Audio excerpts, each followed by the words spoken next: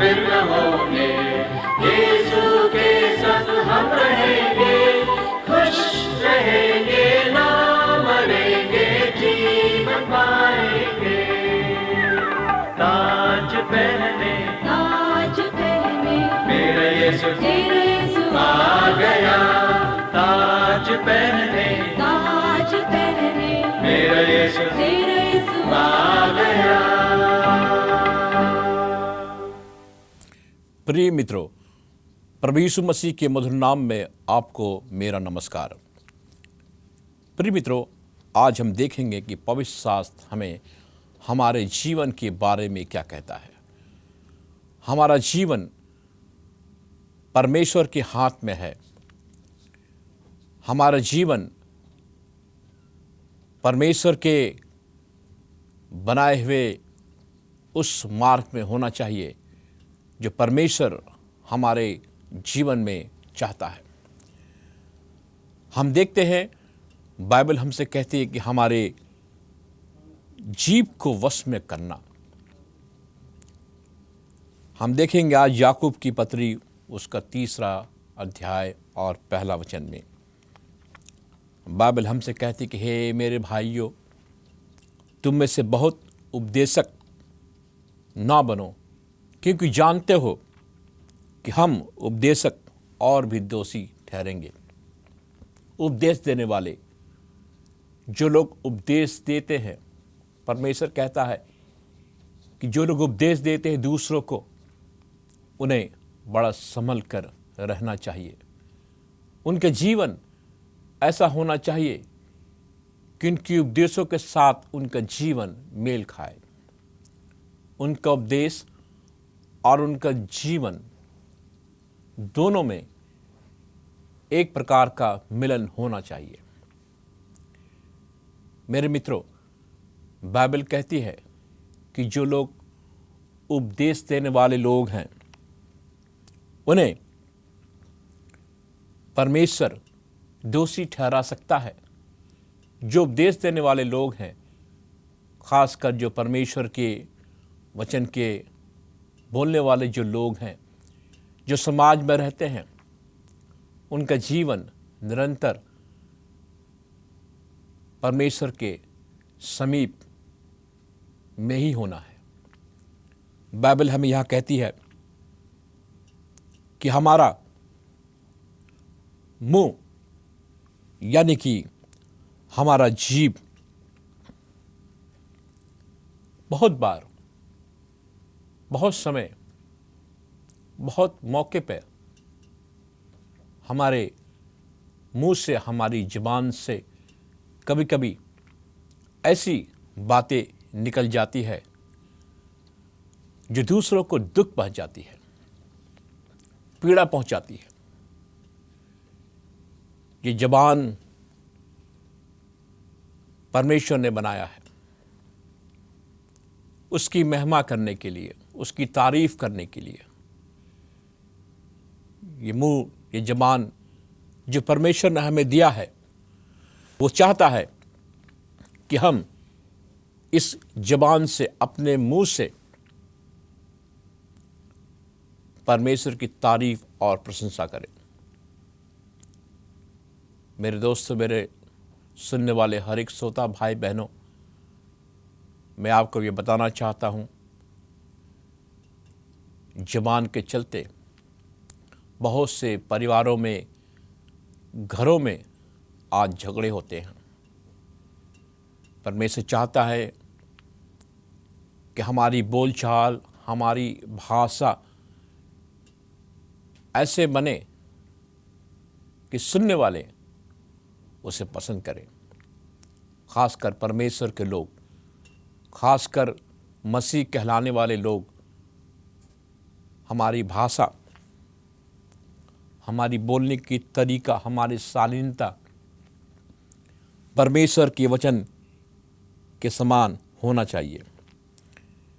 Bible हमसे कहती है, याकूब 3 उसका 3 वचन में, जब हम अपने वश में करने के लिए घोड़ों के मुंह में लगाम लगाते हैं, तो हम उनकी सारी देह को भी घुमा सकते हैं।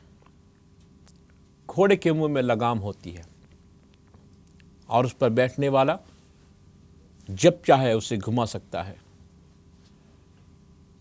जैसा चाहे घोड़ा उस मालिक के बताए हुए इशारों पर या लगाम के अनुरूप घोड़ा खुद चलने लगता है और उसी तरफ घूमता है जहां उसका मालिक चाहिए।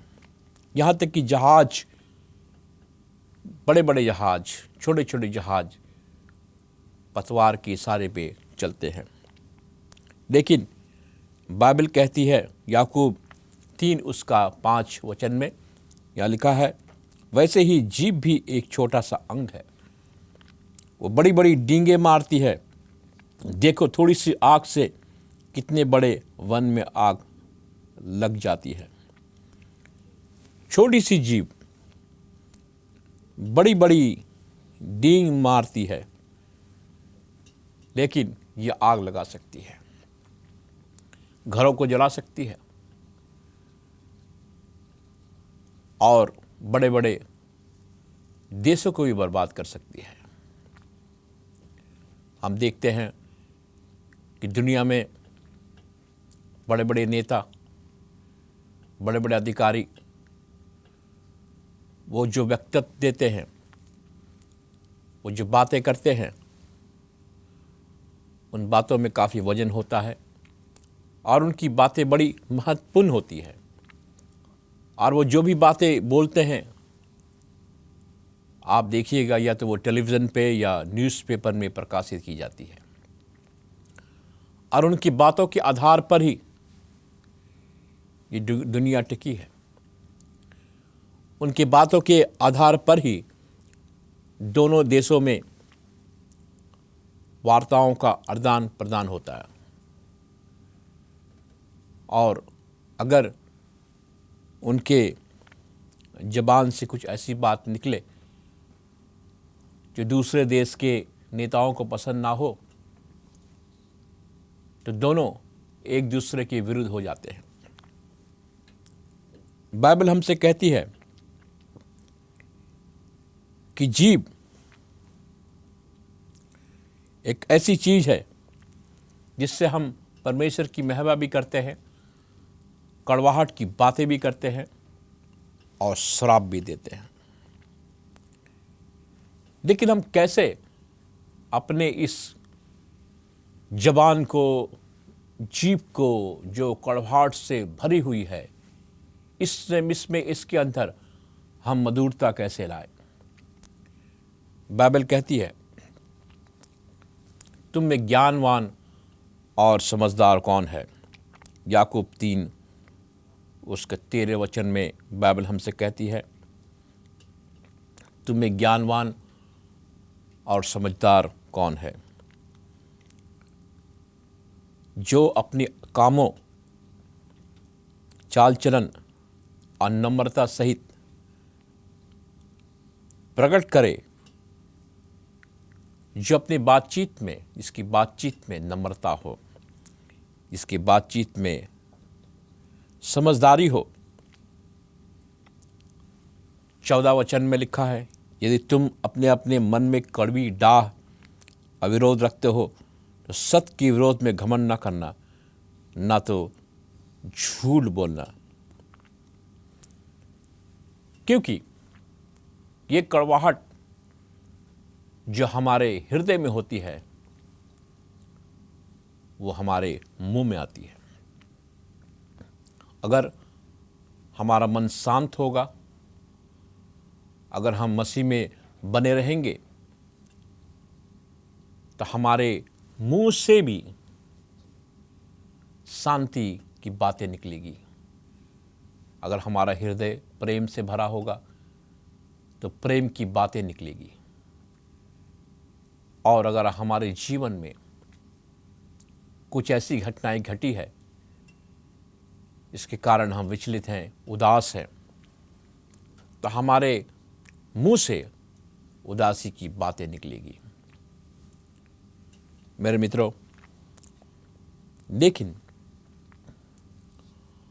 हमारे हृदय में जितनी भी कड़वाहट हो, द्वंद्व हो, गुस्सा हो, लेकिन ये गुस्सा, ये कड़वाहट हमारे ज़बान में नहीं आनी चाहिए, क्योंकि परमेश्वर ने हमें उस बड़े अंधकार से एक बड़े प्रकाश में हमें लाया है, और उस प्रकाश में हमें जीवन जीना है। वो प्रकाश हमें प्रकाशित करती है मसीह के द्वारा, और उस प्रकाश को पाकर हमें निरंतर प्रभु की तरफ देखकर, उसके वचनों की तरफ देखकर हमें एक निर्णय लेना है कि हमारा ये मुंह या हमारा ये ज़बान कैसा होना चाहिए। कभी कभी हमारी मित्रता संसार के लोगों के साथ हो जाती है, और इस मित्रता के कारण हमारी जान पहचान संसार के ऐसे लोगों के साथ हो जाती है जिन्हें जीना नहीं आता, जिनके जीवन से हम प्रभावित होते हैं, जबकि हमें अपने जीवन के द्वारा उन्हें प्रभावित करना है, उन्हें बताना है, ना कि उनके गलत जीवन के द्वारा हम प्रभावित हो। जब हमारी दोस्ती ऐसे लोगों के साथ हो जाती है तो हमारे अंदर झगड़े, डाह, कड़वाहटपन, ये सब हमें उस व्यक्ति से उधार में मिलता है, और ये सब हमारे हृदय में घर कर जाती है। हम देखते हैं बाइबल हमें यहाँ कहती, याकूब उसका 4:11 वचन में कहता है, हे भाइयों, एक दूसरे की बदनामी ना करो। जो अपने भाई की बदनामी करता है या भाई पर दोष लगाता है, वो व्यवस्था की बदनामी करता है, व्यवस्था पर दोष लगाता है। बाइबल कहती है कि हमें अपने भाइयों पर कभी दोष नहीं लगाना चाहिए। हमारे भाइयों पर जब हम दोष लगाते हैं, बाइबल कहती है कि जब हम उनकी बदनामी करते हैं तो हमारा भाई दुखी होता है और हम व्यवस्था के विरोध करते हैं।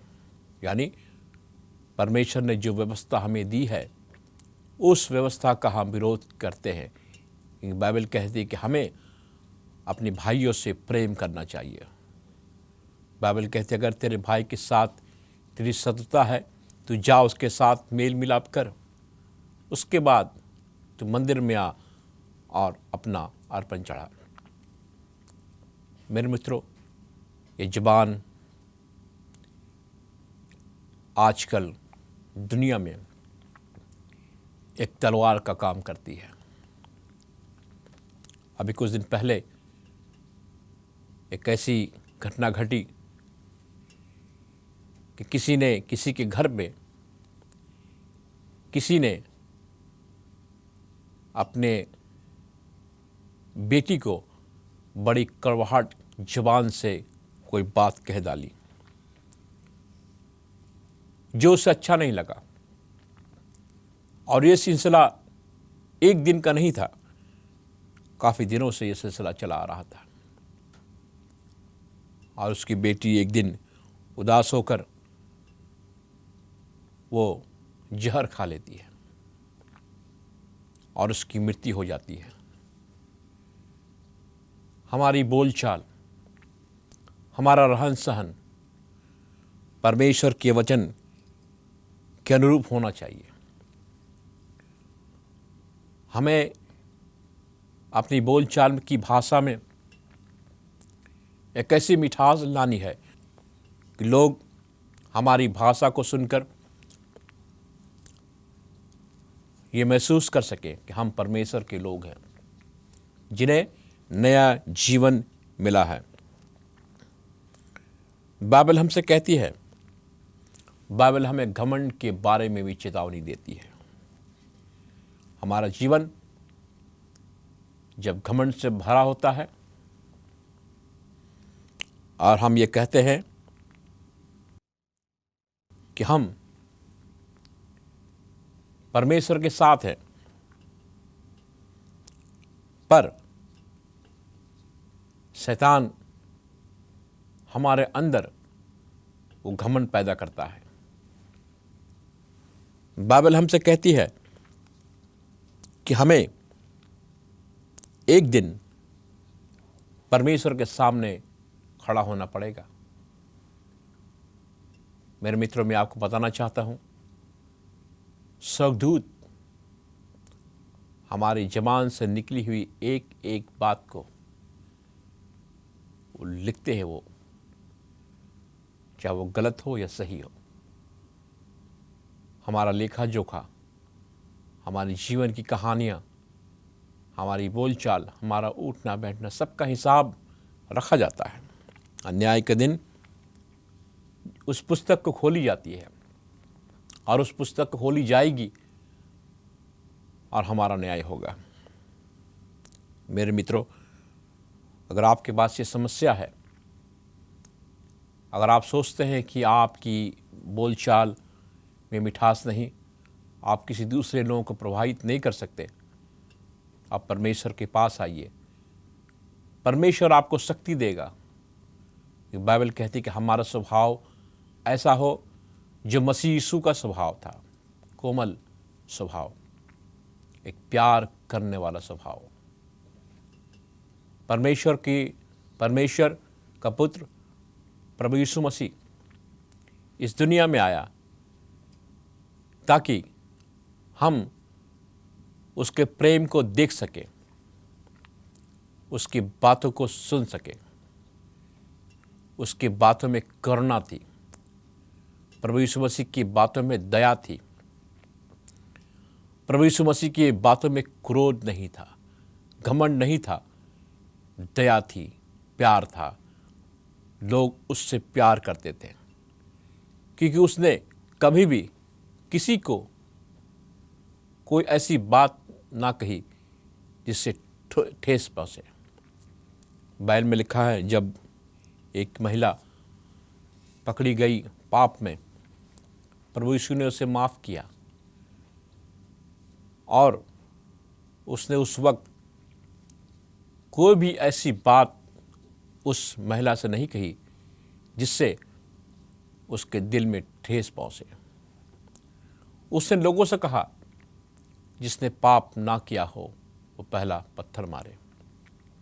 मेरे दोस्तों, प्रभु यीशु मसीह इस दुनिया में हमें बचाने के लिए आए ताकि हम और आप इस नजात को देख सकें। इस नजात को देखने के लिए ये ज़रूरी है कि हम नया जीवन जिए, हमारे जीवन में बदलाव आए और एक ऐसा बदलाव आए कि लोग हमारे जीवन में जब देखते हैं, क्या देखते हैं? सबसे पहले वो देखते कि हमारा स्वभाव कैसा है। स्वभाव का मतलब है कि अगर आप गूंगे हैं तो शायद दूसरे लोगों को ये पता ना चले कि आपका स्वभाव कैसा है, लेकिन आप जब अपनी ज़बान खोलते हैं, आप अपनी बात करते हैं, आपके अंदर से जो आवाज़ आती है वो लोगों के ऊपर एक प्रभाव डालती है। वो प्रभाव अच्छा भी हो सकता है, बुरा भी हो सकता है। और ये प्रभाव ना केवल उसके जीवन को प्रभावित करती है बल्कि आपके जीवन को भी प्रभावित करती है कि आप किस तरह से बातचीत करते हैं। आप जिस तरह से बातचीत करते हैं आपको उसी प्रकार के मित्र मिलेंगे। अगर आप गुस्से वाले हैं तो आपको गुस्से वाले मित्र मिलेंगे। अगर आप डींग मारने वाले मित्र लोग हैं तो आपको डींग मारने वाले मित्र मिलेंगे। आपको उसी प्रकार के मित्र मिलेंगे जिस प्रकार की बातचीत आप पसंद करते हैं। अगर आप परमेश्वर के साथ हैं अगर आप बचाए हुए मसीह हैं तो आपकी दोस्ती ऐसे लोगों के साथ होगी जो परमेश्वर के वचन को सुनने के लिए इच्छुक है, यानी जो धर्म की भूखे और प्यासे हैं। उनकी बातचीत भी ऐसी होगी, धर्म के भूखे प्यासे लोगों की तरह उनकी बातचीत होगी।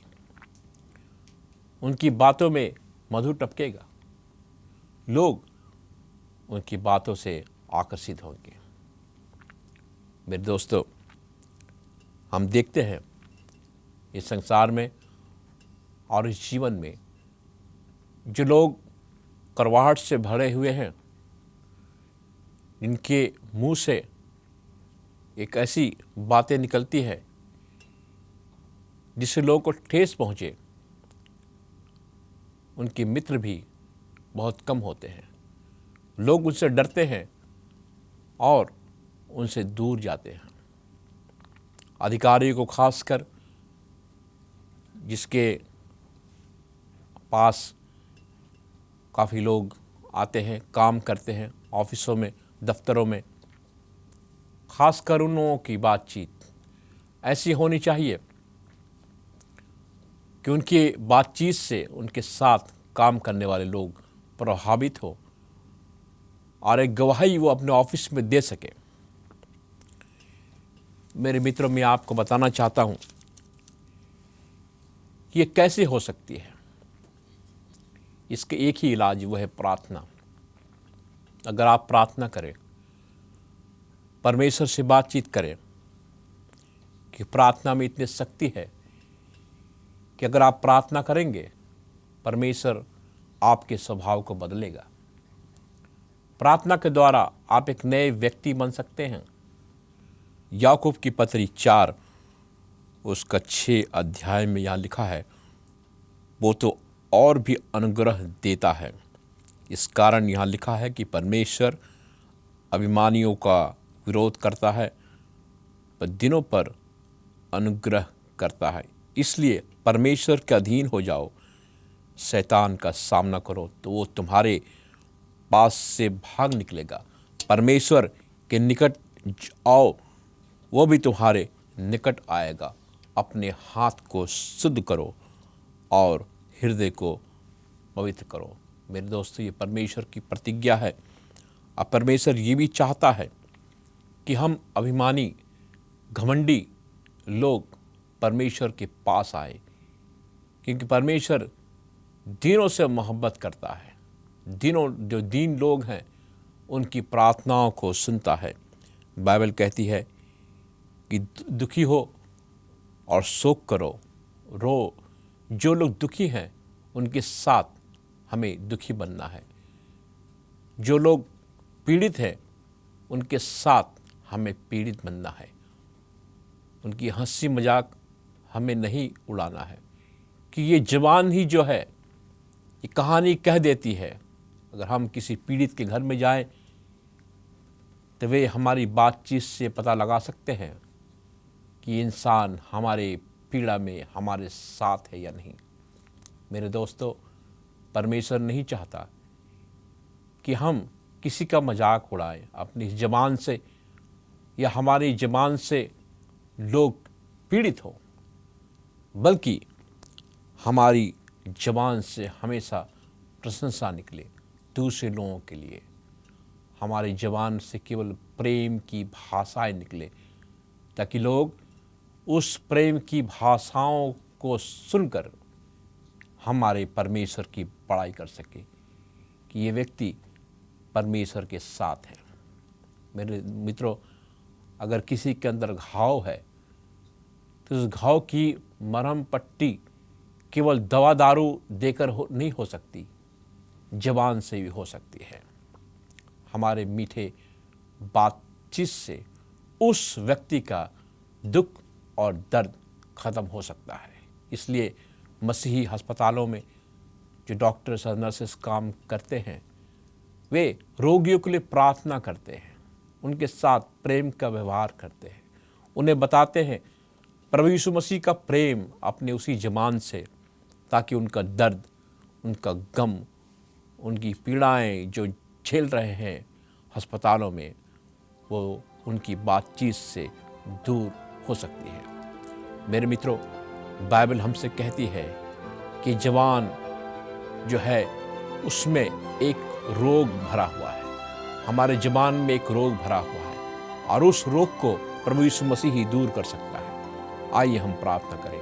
महान जीवित दयालु पराक्रम पिता परमेश्वर, हम प्रार्थना करते प्रभु हमारे सुनने वाले हर एक भाई बहनों के लिए तू उन्हें शक्ति दे, उन्हें ताकत दे, उन्हें बता प्रभु कि वो किस प्रकार अपने जीव को तेरे अधीन ला सके, प्रभु यीशु मसीह के अधीन ला सके। हम उनके जीवन को तेरे हाथ में सौंपते हैं। इस प्रार्थना को बड़े विश्वास के साथ प्रभु यीशु मसीह के नाम से मांगते हैं, आमीन।